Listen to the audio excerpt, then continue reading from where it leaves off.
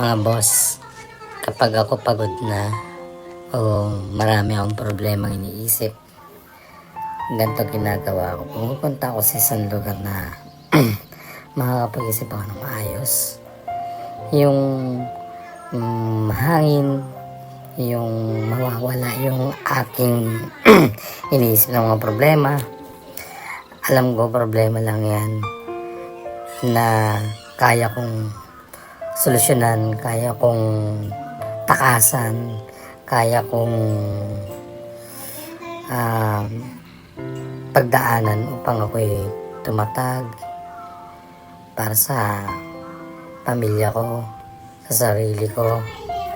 Masaya lalo na kung kasama ang Panginoon. Basta magpakatatag lang tayo, magpray lang tayo palagi para sa pamilya at sa sarili natin.